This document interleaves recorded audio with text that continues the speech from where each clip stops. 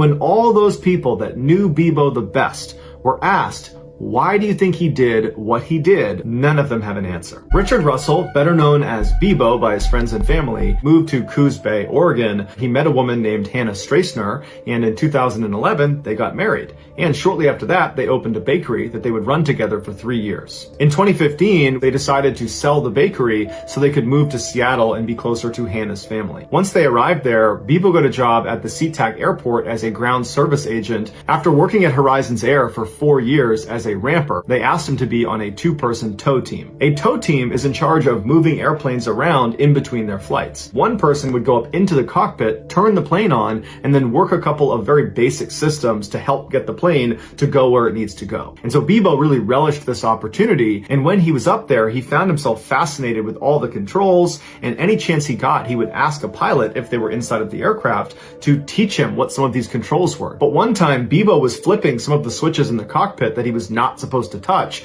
that other pilots had told him about, and the pilot of this particular plane caught him doing it, took exception to it, and reported him. But surprisingly, there were no repercussions. It was just really embarrassing for Bibo. Like many of the other ground service agents working at Horizon Airlines, Bibo was generally unhappy with his job. He felt like it was boring, that there wasn't much upward mobility, and that he was criminally underpaid. On that fateful day, at 1:35 p.m. local time, a passenger airplane owned by Horizon Airlines flew into SeaTac Airport, where Bibo worked. And so this plane was not scheduled to fly for the rest of the day, so it was taxied to the far north section of the airport to a parking spot called Cargo 1. At 7:15 p.m. that evening, Bibo arrived at Cargo 1, and he climbed inside the empty aircraft and made his way into the cockpit. He followed the startup procedure until the plane was on and the propellers were starting to turn. He hopped out of the plane, got in his tow vehicle, and used it to turn the plane around so its nose was pointed towards the airfield. He moved the tow vehicle out of the way and then climbed back inside the aircraft, shut it behind him, and got in the cockpit and began taxiing out towards the runway. For the next few minutes, air traffic control bombarded Bibo over the radio,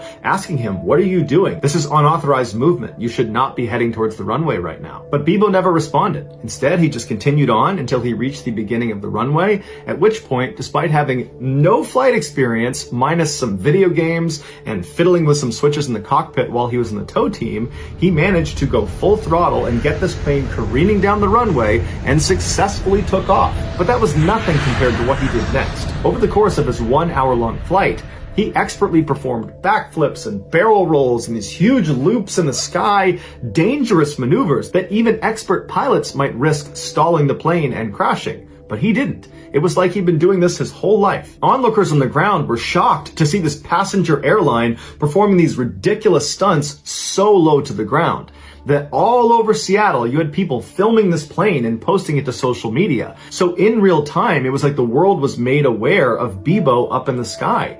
And so people went outside and just watched as he flew around. But the real story is not the aerial stunts that Bibo was pulling in the sky. It was the strange, calm conversation that Bibo had with the air traffic controller the whole time he was up in the sky. The extremely professional, very calm air traffic controller tries to convince Bibo that he really needs to come down and land this aircraft. And he begins telling him where he can go, different airfields, and if he needs to, he can land out in the Puget Sound. But Bibo kind of laughs it off and says, I wasn't really ever trying to land this plane. I just wanted to do a couple maneuvers before I put it down. And so as Bibo soared through the sky, this controller tries in vain to convince Bibo to stop what he's doing, and Bibo's just completely ignoring him and cracking jokes with him and telling him how he just loves the scenery up there and how beautiful it is. And then at one point, Bibo becomes remorseful, and he says to the controller that he really hopes he hasn't ruined his day, and he feels really bad for the people that he's inevitably going to hurt. And then in Bibo's most poignant moment, he tells the controller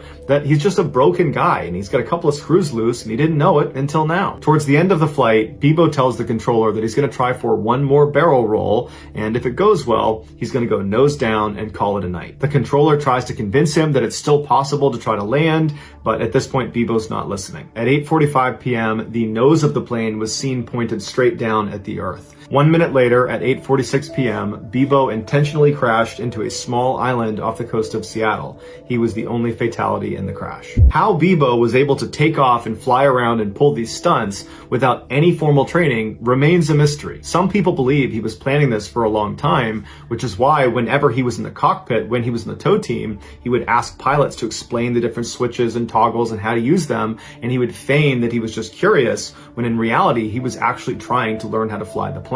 As for the incredible stunts he was doing, it's believed he did learn those in a video game. But even if this is true, that he learned how to fly a plane by asking a couple questions and playing video games, the chances of it working out and actually successfully taking off and doing what he did are astronomically low. Normal people can't do that. And that's why the internet gave Bibo a new nickname to commemorate the fact that basically no one could have done this but him. And so they named him the Sky King. Just know that I really appreciate your support, and until next time, that's going to do it. See ya.